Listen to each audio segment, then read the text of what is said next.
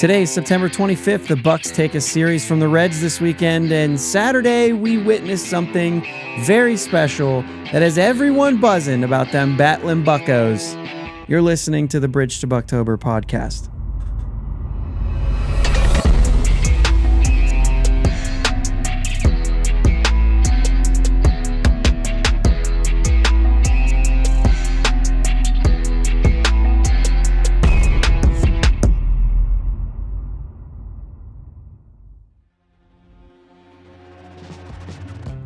Yins, guys. Thank you for listening to the Bridge to Buctober podcast, where we talk all about them Pittsburgh Pirates and that. My name is Josh, and I'm joined, as always, by my brother Jake. What's up, Jake? What's going on, man? How you doing? Oh, yeah. I can't complain. That's so cliche. I know. You're an old man. Bro, seriously. One of the kids at work the other day told me I was a relic. Oh, my God. I was like, what? Oh, no. Well, I mean, if you say things like that. He was born after I graduated high school. Yeah, well. Working hard or hardly working? That's what you sound like.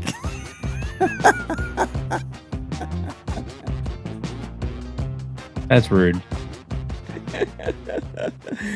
I didn't go there. Oh, yeah. Well, I mean, you basically did, right?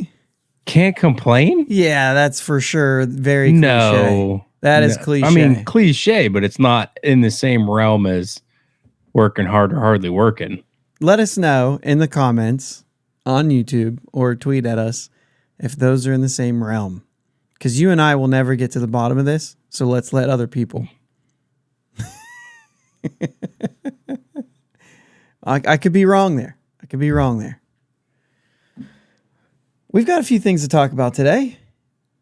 Just, franchise history.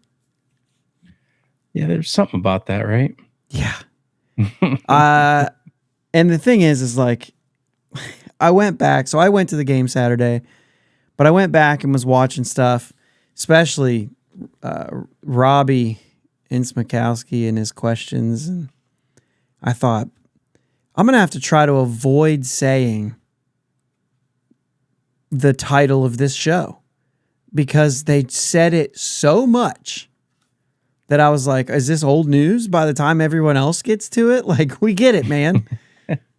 It's awesome and it's exciting, but like, you know what I mean? Yeah. Let's let everybody else talk about it for a while before we run it into the ground. Obviously, we're talking about Saturday night, the comeback, down 9-0. Pirates in that situation since 1882 or 0-819. Let me say, I was working, so I wasn't able to watch the game. I can watch stuff on my phone, but it's local when I'm watching it on my phone. So when I'm down here, I can't watch it. Now when I'm at home, yeah.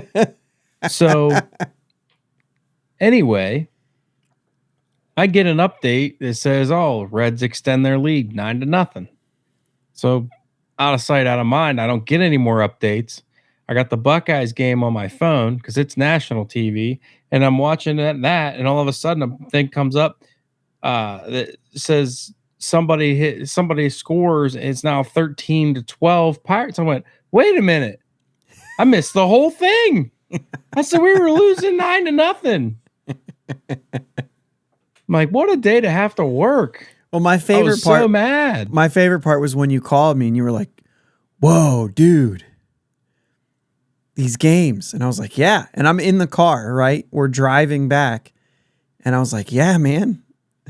And you said something, I was like, "That's got to be the best game I've ever been to."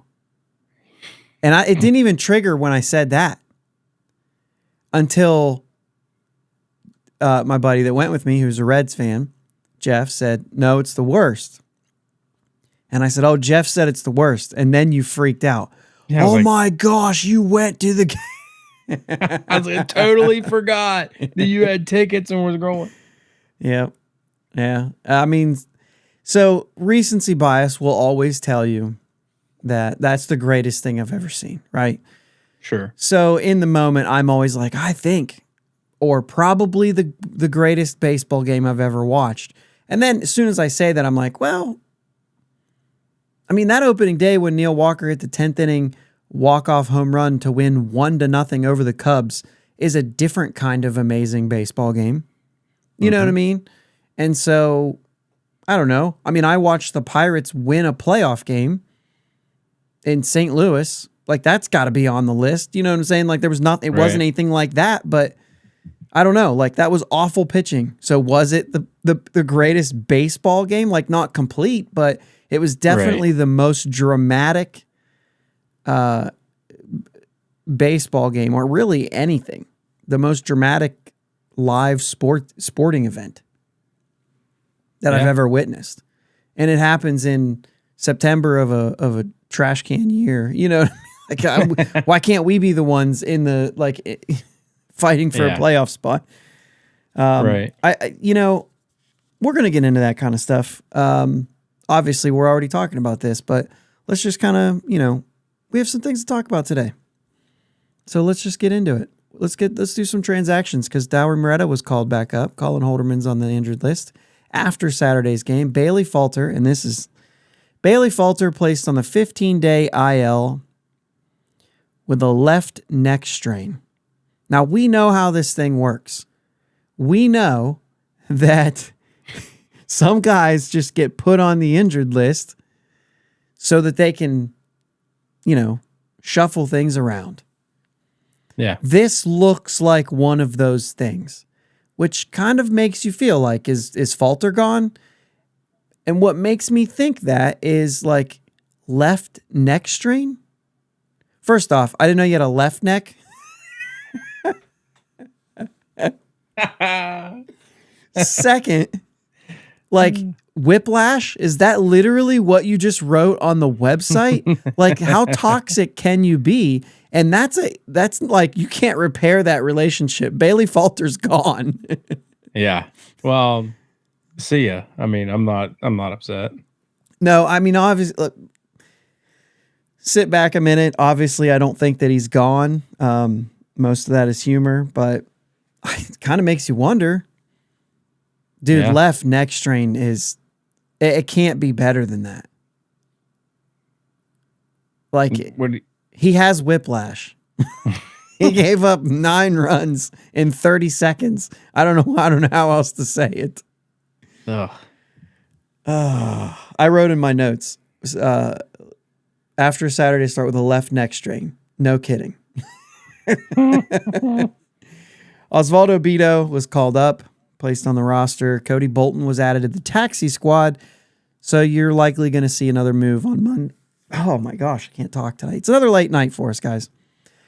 You're likely to see another move on Monday. Someone else is gonna be gone because Cody Bolton will be added. Yeah. So, I don't know, Bolton. I have a couple notes on how Bolton's been doing. I haven't been too impressed. His very short sample stuff in September actually hasn't been all that bad. The only runs he's given up is a solo shot, both in the majors and the minors, in 3 and 4 games. So, it's not a lot to go off of. Right. Still a lot of walks, though. But what else is new? Apparently, Quinn Priester can have his best outing of the year, and he had 5 walks, and everybody's like, I really like what I saw. And I'm like, he had 5 walks. We'll get there. Yeah, Maybe I'm not actually upset about Quinn Priester's outing, but we'll get there. Let's get through the series a little bit. Not that we go game by game, but let's take a look at a few performances here. Jackson was an opener on the game 1, ended up pitching a little more in game 3, but Ortiz went 3 2/3, 2 walks, 5 strikeouts, 3 runs. I don't know. I mean, Ortiz, to me, it's like, I'll wait and see what I see next year. I just don't know. Hernandez gives up a run, a hit. Stratton gives up a homer. Baraki, Majinski, Bednar gets his 37th save. Does he get to 40? No. You don't think he gets to 40? No, I don't know. I would like to see it. I just don't know. 6 games, 3 saves. That's going to be tough. Yeah. Okay, I so just don't know if they'll use him that much. right. He'd Well, have to get, in my opinion, he'd have to get back-to-back saves, a couple days off, and pick up another save. sure, that makes sense. Hayes 2 for 4 with a homer. Davis 1 for 4 with a homer. Triolo 2 for 3 with a homer. Endy 1 for 5 with a homer. 4 solo shots for the Pirates in this game. Seemed to be how they wanted to do Cincinnati. it in that one. Would have been nice to have some guys on base, blow them out a little bit, but either way. Saturday was obviously the big game. This is the game that really, just incredible. Falter goes 2 innings, 9 hits, 8 runs, a walk, a strikeout, gives up 3 home runs. Nicholas goes 2 innings, gives up another run. Kyle Nicholas, man, that that first outing was just so bad, and then he comes out in this one and starts off not great. But in the end, goes 2 innings and only gives up the 1 run, walks 2, strikes out 2. Just those 2 hits, though, you know what I mean? So kind of felt like, okay, maybe a little bit of some good there. And then comes Dowry Moretta, 2 2/3 innings of clean pitching, no hits, no walks, 3 strikeouts, and Big Bank Money Moretta was back, flashing the money. He was pretty pumped at the end of a couple innings, and then when they took him out, he was doing it. And I'm telling you, for the Pirates fans that were there, and I think there's probably a little bit of it there. He came from the Reds. He's pitching there. He started the season on fire in Cincinnati. Here we are at the end of the season. He has a really good outing, felt good about himself. He hasn't pitched well recently. Fire him up. And there was a bunch of people standing up doing it back to him. And so I thought it was kind of a cool, like, I think everybody was surprised he did it because he hasn't in so long. And man, he was fired up. It was pretty exciting. Hernandez goes out there, gets finishes that inning that Moretta came out, ends up with a win. Spoiler alert. As if you didn't know. First major league win. Might do a couple of these today. First major league win for Jose Hernandez. Selby comes in, and I'm like, what are we doing? Why in the 8th inning in this game? Right. And, asking, where's Majinski? Why is he not coming in here? It's amazing how much more you know when you're watching the game on TV. Oh, yeah. Yeah. You know what I mean? You're privy to so much more information. Yeah. Selby gives up some runs, blah, blah, blah. And then Majinski comes in for the 9th, which is why he wasn't available in the 8th, because Bednar was not available. Holderman's on the injured list. Majinski's your guy. That's who you're going to go to. And gives up the hit to Votto. By the way, not a hit. That's an error. Some may say that ball was hit hard. I don't care. It wasn't even like a tough hop. It literally was like it hit the ground and it hopped right to where your glove would be if you were just standing there. If you weren't like falling down into the outfield scared of the ball. We'll get there. Let's go through the box score numbers because I am not. Every starter in this game, except for Alika Williams, had a hit, at least one hit for both teams. 16 hits per team. I mean, Palacios, 2 of them. Reynolds had the 3-run homer that really kind of got everybody kind of saying, uh-oh. Hayes, just the 1 hit. India dives, it hits off his glove, knocks the wind out of India. But that was the only hit. It's the rest of the team. Sawinski, 2 of them, and a big one. Triolo, 4 of them. Endy got a hit. Rivas, 3 hits, game of his life. And Bay, 2 hits. And the double was huge. Yeah. It was huge. 3 RBIs. And then Alika 0 for 5. But Triolo hits a double, and Bay, obviously, Rivas with the double. I mean, those were just huge, huge at-bats.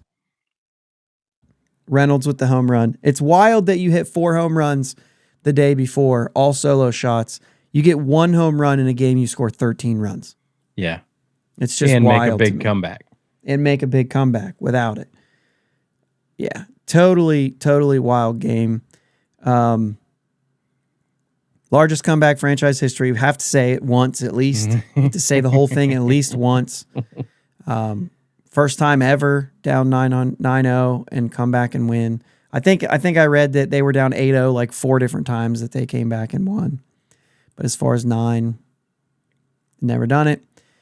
A bunch of singles. I mean, I just named the 3 extra base hits in this game.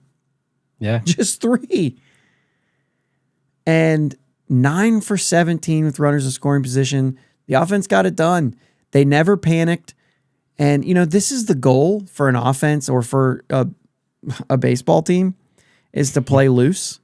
And I'm not saying, I know that there's, a lot of talk about, oh, that's a dumb excuse. You can't take that away from anybody. But when you're out of it, you are loose.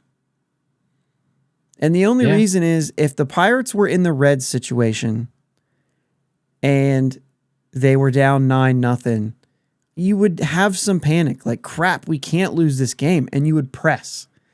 And the goal is the good teams play loose.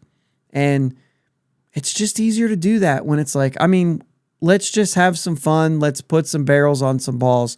And let's make this thing respectable. Because it doesn't matter if you win or lose. Sure. And that's coming from the top. They even Sunday they asked Shelton afterwards. I mean, this was loss number 82. Does that mean anything to you? And he responded with, "We're getting better." So no, this number doesn't mean anything. And I'm kind of like, it does. We're all fans. Like 82 means something. I've said this before. If you're going to end the season 500, then I don't care if you end the season 5 games or 10 games under 500 because you're not in the playoffs anyway. Right. But it still should matter. You still should say like, well, you want to win games. Yeah. So obviously, but our outlook is we are getting better. Yeah. So you go ahead, because I'm about ready to go to the next thing here. Yeah, I mean, I was just gonna say, it makes sense. I mean, that's the goal when you're in a rebuild is to get better. It's not. Yeah. I mean, win-loss column 100% makes a difference, but we're already seeing improvements, and we're continuing to see improvements as the year goes along as well. Yeah.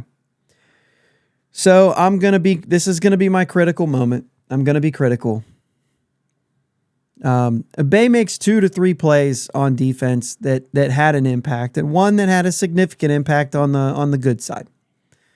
But the hit by Votto I talked about should have been an error. It's even written in the play log as Joey Votto singles on a ground ball to right fielder Joshua Palacios, deflected by second baseman Ji-Hwan Bae. He didn't even dive. Like, we're even admitting that it deflected off of him, and we're not willing to mark it an error. What in the world? I watched it a few times back. I can't justify it being a hit. There's no way for me. Good for Votto. No. Bad for Majinski, and his ERA is now over 2 instead of under 2. Does that matter? I don't really know. He's a reliever. The ERAs for relievers really matter, but you would like to put that little notch on your belt. You know what I mean? You'd like to be like, I got a 1.87 instead of a 2.14. Right. India's single to shallow right. Bay goes back and gets there, but misses the ball. Tough play. He only gets to it because he's that fast. But the fact that you get to it, you probably should make. I would never call that one an error. Right. But if the ball goes between your glove and your body, you should probably make that play at the major league level. Yeah. Right. And I was kind of talking about it, and I was trying to talk myself because I'm trying not to be. And I was like, I don't know. I mean, that's a really tough play.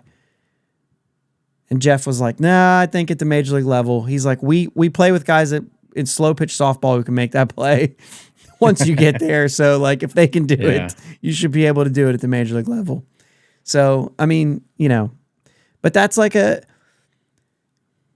La Cruz gets the third on that play, scores on the next play, which the next play was Martini pinch hitting, hit it to Bay, who waits back on the ball. He waits so long.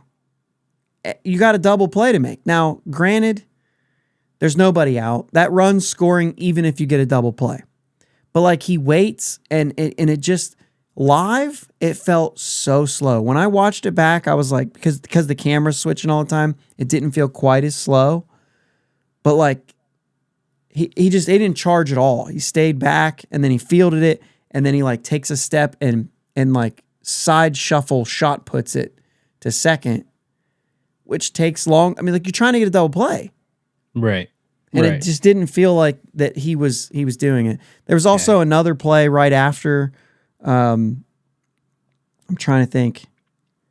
There was another play right after a play that he made where he like pulled up a little bit, like he was scared, like he was like scared to make another error, even though none of this has been marked errors. But anyway, either way, you might be able to get the out. Steer singles, Encarnacion Strand singles in Nick Martini. If you would have got the double play, Martini doesn't score. Right? Right. So, maybe we got one run here. It's 13-10 instead of 13-11. But then you got the Votto. He doesn't score, which means it never goes past 13-10. Yeah. But in that one inning, though, he makes the great play, sliding up the middle. Tyler Stevenson hits it up the middle. He's got a catcher. He's got time, which is, I was kind of back and forth. Alika doesn't go directly to second on that play. I think if he does, Bay should flip it to him. But the fact that Alika made like a banana route to second, I don't mind that he took it himself with Stevenson running. Right. Get a catcher running, you know what I mean? But he makes a great sliding play up the middle. And this is what Bay does. He makes the spectacular. But he just struggles with the routine. Yeah. He also doubled in 2 runs. That was awesome. So, like, it's not, you know what I mean? It's like, it's not there, but like, Alika's up there and he's struggling and there's some Pirate fans behind me and they keep bringing up like, man, don't you pinch hit for Alika here? And I'm like, well, kind of, except you have a lead late. And you want your best defensive shortstop on the field when you have a lead late. Yep. If anything, Alika doesn't start and you put Alika in for Bay and move Peguero to second, that's going to be your best defense. Yeah. And so, however, you don't want to go there. Right. Should have been some errors. And while we're talking about that, Friedel hits an inside the park home run. And I just showed you this play because you were like, how in the world does he get an inside the park home run down the right field line in Cincinnati? Right. Where it's like a, little league field. And I said, well, we looked at it, takes it live. It looked like there were 2 errors. Like it should have been a double with 2 errors. But when you watch it back, obviously you're watching on TV, you see the kick that it makes off the wall. And so that's not, the first one's not an error. It goes past him because it kicked off in front of him. Right. But then he reaches down, puts the glove on it, and throws it back behind him as he steps past it. That's an error. He had just 100%. gotten to second. He's running to third. That's an error. It should have been ruled a triple with an error. 100%. That's not even one that helps them with batting average. The hit's already in the book. Right. It gives that one Friedel doesn't a make 16th. sense to me at all. Yeah, it gives Friedel a 16th home run. That's all it does. Which, in the grand scheme of things, means nothing. I don't know. I mean, does it help Friedel in arbitration eventually? Like, you know what I mean? Like you would think MLB would be like, well, we don't want to pay him too much. Let's ease up on there. Unless he's got more triples than he has home runs, I think that you should probably just call it a triple. I'm just kidding. The game was insane, dude. Roller coaster night. And another night that reminds me about games at Great American Ballpark. because I just feel like every time I go there, I'm so surprised by all the people walking up and down the aisles in the middle of the inning. Jake, I don't know how many times I could tell you that the inning would start. You'd have the middle of the innings. They're doing all their things. You know, people are moving. And then it would be like, okay, here we go. The inning's starting. And there are people getting out of their seats at the begin, like first pitch. Boom, boom. 5 people stand up and walk out of the aisle. No, people. I'm like, what are we? It was in between innings. The only people that have a pass are people with kids because you can't control when they're like, I got to go to the bathroom. And you're like, well, we got to go right now. Yeah. The inning just started. We're not waiting for the end of the inning. Today, these innings are lasting 45 minutes. When everybody's getting hits and everybody's getting, you know what I mean? Right. So anyway, it's just crazy. I mean, I can't tell you how many times I had to stand up and block the people behind me just to let people in and out. And I was on the end. And I don't know. Crazy. I love when I'm sitting on the end and I stand up and I go to move into the aisle so they can get by without having to like be all up on me, and they like just start plowing through, and I'm like, well, I was gonna make it easier, but yeah, there's no way to win there. But the thing is like, you know, there's no ushers at the top of the section. One thing you can't control is people getting out of their seats and going up. Sure. But the people coming down shouldn't even be allowed to come down. Right. You're at PNC Park. The guy stands at the top and he's got his little sign there. Yep. And he holds it to the side and it says, you're going to go in between hitters. Even if he's generous, you go in between hitters. You know what I mean? But otherwise, it's in between innings. And they make you wait. And they should make you wait. But not there. And well, you know, at PNC, you can still see the game from the top of the section. That's true. Well, you can get to the top of the section and see it. Yeah. You know what I mean? So anyway, it's just frustrating. And some of the fans were interesting. Just in a way that like how quickly the fans went from cheering to booing their own team. Like very quick. As soon as the game was tied, just roars of boos from the entire stadium. And the Pirates took the lead.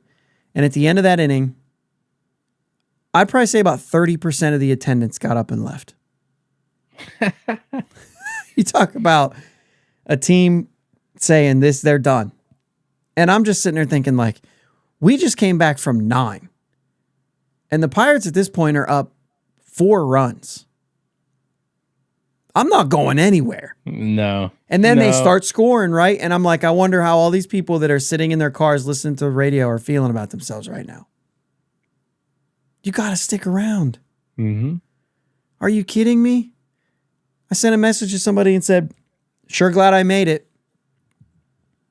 And then hopefully they come back to make this memorable. Because, like, I'm not going anywhere.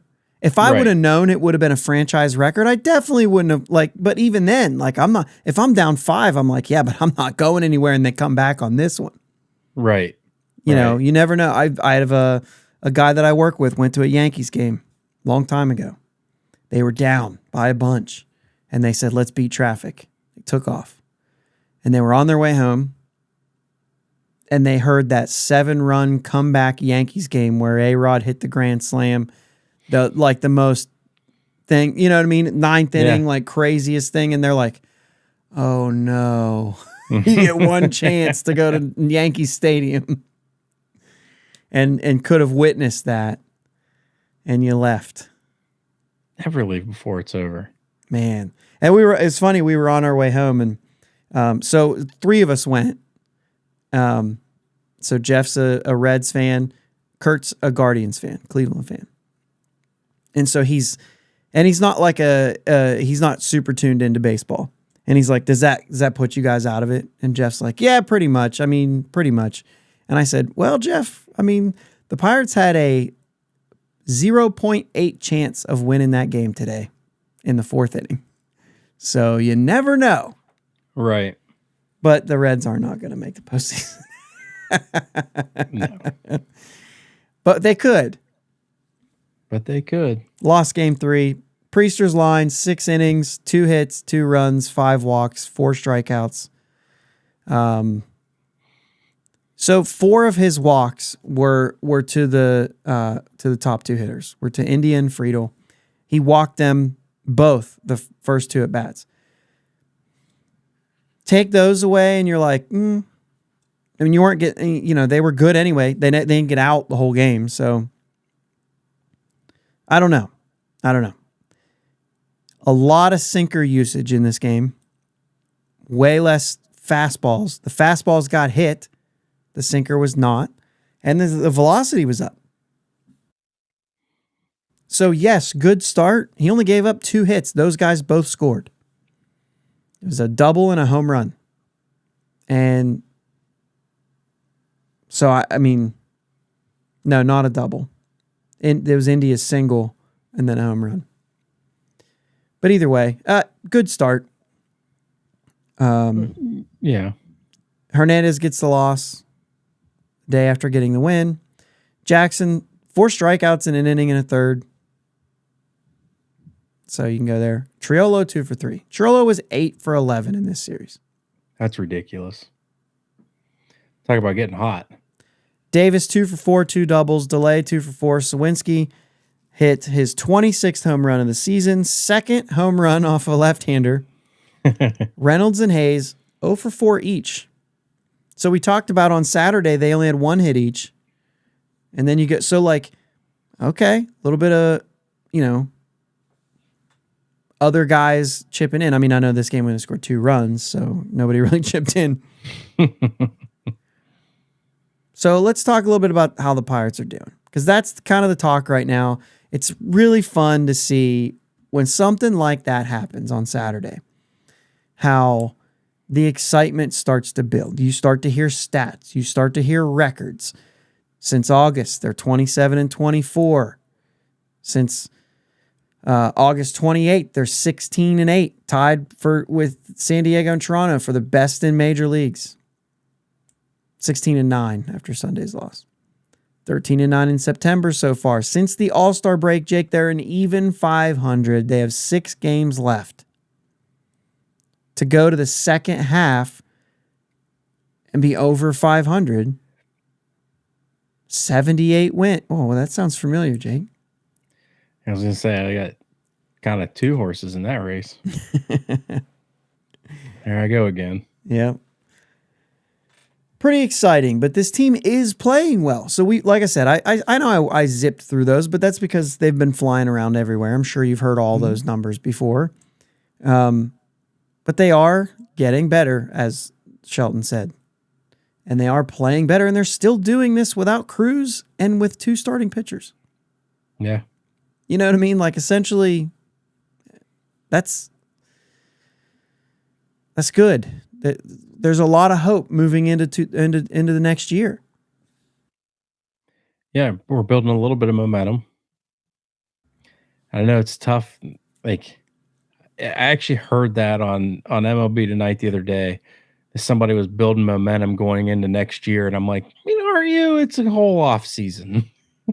Yeah. Like, do you carry momentum over the whole off season? And I think if your roster's not going to change very much, like Baltimore definitely carried momentum into the following season. That's because they kind of, what, 5 or 6 guys, they're like, we're ready to rock and roll with these guys. And if the other ones change a little bit, the other ones change a little bit. But so I don't know how that looks for us, really. I think you get a lot of. Go ahead.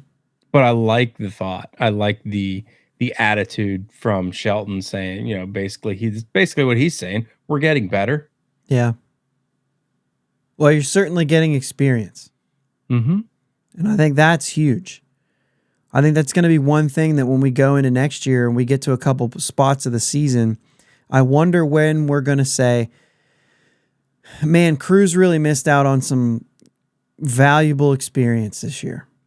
or if we're saying last year, right? Right. Right. And so that's going to be one of the things that I think is going to be interesting to follow pretty closely because, man, you'd like to see if he would have had a season under his belt here, man, you're ready for him to become like really blossom. Yeah, you know what I mean? Take that next step next year because he was going to go through some lumps again. I mean, that's going to happen. So are we going to have to wait for those next year? Is the age going to help him in that case? Like he's going to be 25 at that point. You know what I mean? 24, 25.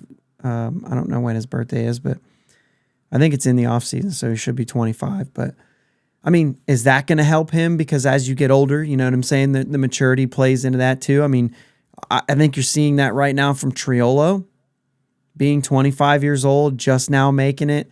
But there's some things that we see Peguero do maybe that we're not seeing Triolo necessarily do. And it's like, well, he's 3 years older than he is. Yeah. You know what I mean? Maybe there's some of that in there. Yeah, just being around the game in general. Which there's something to be said. Yeah, and O'Neal, yeah, he got to spend that this whole year in the dugout. So, you know, that's another thing that is gonna, you know what I mean? It's not like he wasn't around it. Right. So all the mojo that you get from it, he's still getting. So, you know what I mean? So hopefully maybe some of that. I mean, you can talk about Ellie De La Cruz and if you're anybody who thinks that these two aren't going to be compared for a long, long time, it's a pipe dream. They're going to be compared to each other. I sent out a tweet this past week or whatever that kind of said something like that. And so a couple other people kind of turned it into something that it wasn't really intended to be, like, oh, O'Neal Cruz is better. And it's like, I don't know if you go there right now.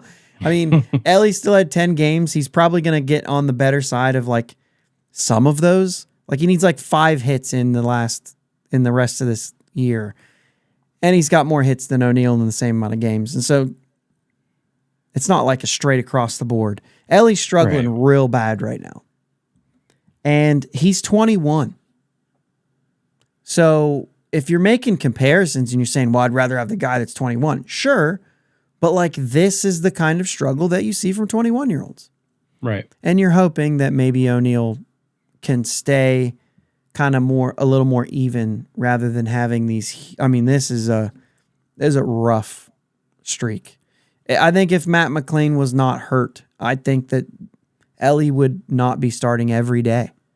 I think they'd be picking and choosing his starts. It's been that rough. So yeah, still a dynamic player and can do so many things. And they're both really exciting. They're both really tall and skinny. They fly. They're StatCast heroes. They're going to be compared. Yeah. You know what I mean? Rightfully so. And rightfully so. I mean, they got Cruz. Both of them are Cruz. I mean, they just forget about it. They're going to be compared. But hopefully, I say that, you know, I brought that up. Hopefully the age helps O'Neal Cruz. Yeah. But Triolo, as we're talking about him, I mean, I was one earlier this year after watching Indianapolis and seeing him play. I said, man, I don't see it. And well, he's proved, not that I was like completely out on it, but I think my main point was I watched him play short and I didn't see it. I even watched him play third and I was like, he's really solid, but I didn't see the range. I didn't see the, you know, what you see from, my goodness, he had a game on Saturday. I mean, such good plays. Yeah. And I mean, just solid. How spoiled can you be to go from the smoothest, best defensive third baseman in baseball, and then he gets a day off or a day at DH, and Triolo goes out there and he's like, no, I got this. Mm-hmm. And it just doesn't look as smooth, but he's still making the plays. Sure. You know what I mean? Mm-hmm. Just unreal and crazy to think that we have something like that. And he's playing second and he's playing first. And we haven't seen him at short yet, have we? I don't think so. We have not seen him at short yet, but he can play short too. And so we start saying, like, I think I see him as a very good utility infielder who can play all four positions. And when you have Key Bryant, a guy who's had injury history, to put it nicely, he can get more days off because you can turn to a guy who's like not, you know what I'm saying? When you turn it over to Rudy, you're like, well, let's see. If Castro can hit us a home run, we'll deal with, with whatever you get from him. Right. And he had some tools on defense too. It just wasn't as solid. But it was a huge gap because of who you have there. And it's not right now. Because Triolo's solid. Like, he's so good. Right. Last 7 games, he's hitting 5. This is not fake. He's hitting 591 in his last 7 games. 2 homers, 6 walks, 5 strikeouts, slugging 1.045. In his last 15 games, it still sounds video game. 372 with a 509 on base. By the way, 679 on base in his last 7 games. I didn't read that one. But add 3 stolen bases, a 674 slugging, 3 home runs in his last 15. And on the season in 48 games, 297, 385, 777 OPS. Good enough for a 108 OPS plus or a 111 weighted runs created plus for all you baseball reference heads and Fangraphs heads. 6 doubles, 3 homers, 19 RBIs, 20 walks, 53 strikeouts. So the strikeouts are high. It's around 30%. Strikeouts are high, but I think they were high kind of early. His batting average on balls in play is .427, which is huge. That is a huge, huge number. We've talked about this at length, that the average is around 300. I bet it's up this year. I bet the average is up. I don't know. I don't know if that shows up. I don't know if that shows up on MLB's stats, but I'm gonna look. Yeah. Okay. So does league average show up here? It doesn't look like it. But the middle of the pack is right around 296. So you're right around, and that's not science, right? That's just literally the teams that are 15th and 6th and 14th have a 296 batting average on balls in play. That's not real math because you don't know the at bats and the hits. You know what I'm saying? But it's a ballpark, right? It's a ballpark. So being at 427, Triolo's not a 297 hitter. He's getting fortunate right now. That will even out, just as we said about Key Bryant's, who was down in the 240s. And now Key Bryant's is up at like 327. He's actually for the year too. He's actually on the plus side of it. Hitting about 3 points better than what's expected due to batting average on balls in play. So, what he's doing right now is a hot streak. He's only played in 48 games. When you have a hot streak in your first 48 games, you're going to have some numbers that are a little bit inflated, and that's okay. Yep. He's hot. I think he's capable of being this hot, but when it's stretched out over a year, you're going to see that go down a little bit. 297, I mean, this guy's starting. So if you were going to say something that's like, let's be crazy, then he's your starter at first or second next year. Take your pick. Yeah. But these numbers are not sustainable based on a few things, right? Yeah. And so, but they're good. I mean, the guy's played 48 games, and his Fangraphs WAR is the same as Connor Joe. He's at 1.4. Baseball Reference 1.5 for both of you. For both of you out there, wherever your preference lies. It's pretty similar everywhere you go. Of all the names that have come up, Henry Davis, Andy Rodriguez, Nick Gonzalez, we've all been impressed with Peguero. Yeah. Of what he's done and is still just 22. So we've all been impressed with him. Is there anyone that I'm leaving out of like the excitement of them coming up? I mean, do you count Bay? I mean, he showed us a flash last year that a lot of people liked. So let's throw him in there. I mean, he's certainly gotten the most opportunity of everybody else. But Triolo is the offensive best rookie this season. Best results anyway, yeah. Right. Best results. That's fair. But I mean, I think in general, I mean, we even saw him come up and what he's been able to do. I mean, Justice De Los Santos has an article out there right now about how he changed his stance. I haven't read all the way through that. I was doing some other things, but I will finish it.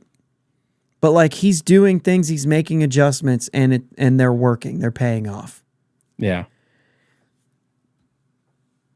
I think he's the only one right now that has a spot. I would put him. I mean, obviously, if he comes out in spring and he stinks, that's a different story. Right. But I think that bench role is his to lose. Yeah, I think so too.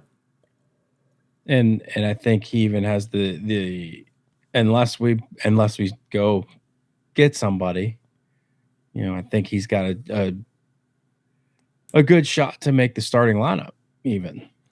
Yeah, I mean, if you see something like, a lefty come in for first base, that's not Rivas. If you see them bring a lefty in, Gary and Jim, both on the fan forum this past week, were kind of saying what they would do in order to be a good team, and both of them really like Brandon Belt. And they'd like to see Brandon Belt come in on a 1 or 2 year deal. And if you do something like that, yeah, you spell them with Jared Triolo at first. I would. I know they mentioned Connor Joe, but I mean, I'd have Triolo playing first. Yeah, I agree. So, you have a situation there where if you did make a move like that, that you would have him as a platoon at first. I mean, the defense is already there. The guy can just pick it. He's ridiculous. Right. Yeah. It seems like you can just put him out there and he'd be like, yeah, I can do this. It's pretty wild. It's a nice little luxury. In order to be a good team, you've got to be a deep team. Yeah. And you need good players who are depth players. And I really believe that Jared Triolo is one of them. And I'm surprised. I mean, I was not high on this. Right. Yeah. I don't think either one of us were really high on it early on. But, yeah, he starts to pick up different gloves and you're like, okay. And he can still perform. Mm-hmm. Yeah. Yeah, I really like it. I like him. He's made a lot of good progress this year, and I think he's impressed a lot of us. So I'm here for it. Dowry Moretta. Oh, first off, Cameron Majinski is also awesome. And I'm looking at the time. So we've talked about him. I'm in. Yeah, I'm here for it. Dowry Moretta comes back just from the minors. He was on the injured list, and then he, kind of wasn't the same. Man, he was electric on Saturday, and I only bring this up. We were just talking about Triolo and going into next year because I think that Moretta is highly overlooked when looking at the 24 bullpen options. I think the alien slider is real, and I think that the issues with the back were the reason for any of his struggles this year. He has a knack. He has a role for me in leaving runners stranded. Inherited runners do not score. And that's a weapon. I still don't see him as like an eighth inning guy, right? But I don't think you need to. If you've got Majinski and Holderman and Bednar in that back end, plus a lefty, I mean, Moretta doesn't have to be. Like I've said this before, and he just needs to be the guy that gets the starter out of the jam. Yeah, period. I like that. And that's a huge role. A big role. Now, if he had it going this year, obviously he's got to get it going next year. Yeah. But I think that him and Majinski are front runners to have a role in this pen. Really exciting. Even if it's like I'm going in and we're getting kind of shelled in the 4th inning, and we need to get our starter out. Yeah. I'm bringing him in to get us out of that inning, and then getting a quote unquote bulk guy. Yeah, your long guy. To get me some more innings. Yeah, they let a lot of people are using the bulk word now, and that's your favorite part, because it usually goes with an opener. Right. Yeah. But yeah, I mean, I think that's exactly what I would have in mind too. Get me out of this jam, then we'll go to a guy who I think can get me 2 or 3, depending on what inning it is. Yeah. So yeah, I like it. Well, what a weekend, man. Would have been nice to finish off the sweep.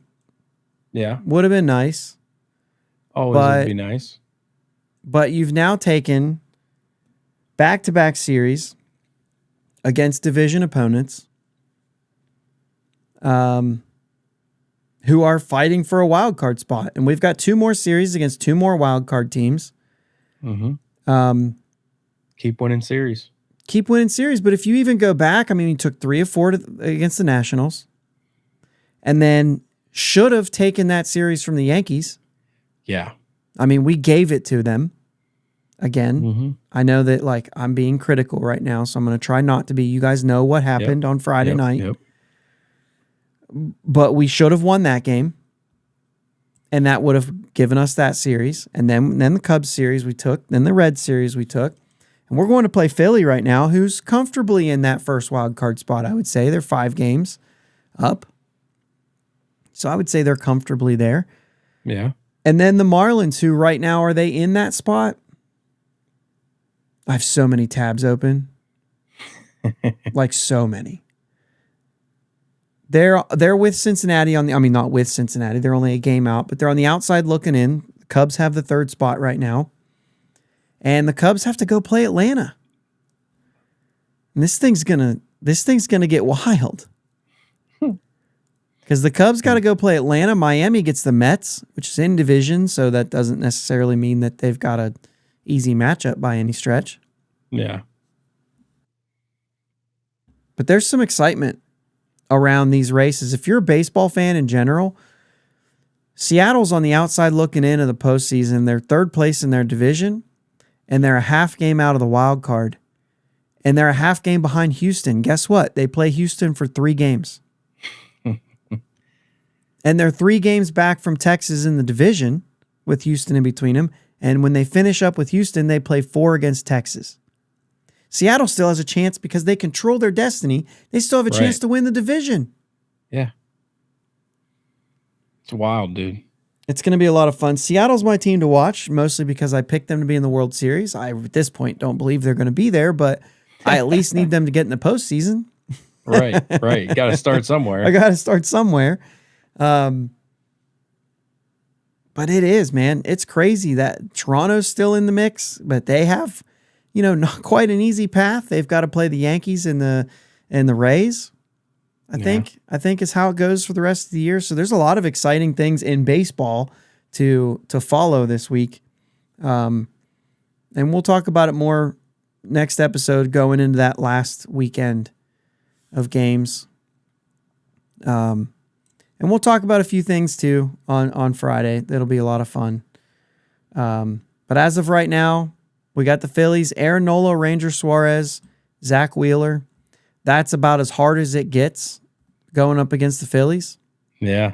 That's about as hard as it gets. I would imagine we'll see Keller and Oviedo in this series. I don't know why not. Maybe Osvaldo Bido with a possibly with an opener.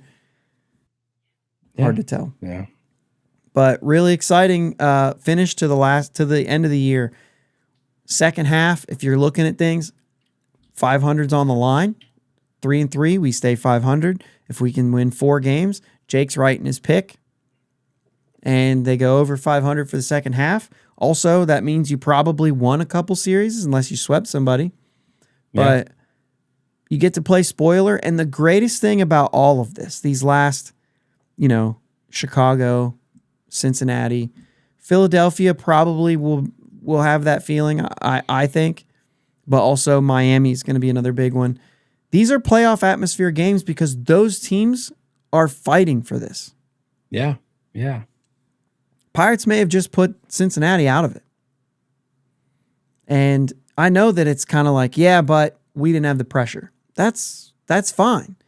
The idea is like that stadium was loud. Yeah. You know what I mean? And it was intense until the last 2 innings when everybody left. And it wasn't quite as loud at the end, but Sure. yeah, I don't know. That's good. That's good experience, man. Yeah, and that's the thing. It's good experience. You're getting to play that caliber of baseball right now, and you're doing it well. You're playing well in it, and so that's a good thing. One last thing before we hang it up here. This may be unpopular, and I'm okay with that. I'm okay with it being unpopular. Joey Votto's last at bat got a hit today, and I'm going to give him one.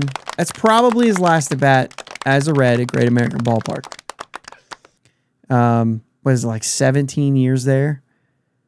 300 homers, 2,000 hits, all those things. Yeah. He's been one of the game's best first basemen, for about 17 years. Maybe 15 years, maybe not so much the last few. But he gets a bad rap a lot, rightfully so. In division rival, as he's aged, he's really taken on a little bit of a different persona, and I'm here for it. I really like him, and I haven't always really liked him. I hope at some point, wherever he goes, whatever he does, whether he plays a year in Toronto, plays a year in Cincinnati, or hangs it up. I hope at some point we get more like content from him. He's very well spoken. He has no problem telling you what he thinks and navigating through that.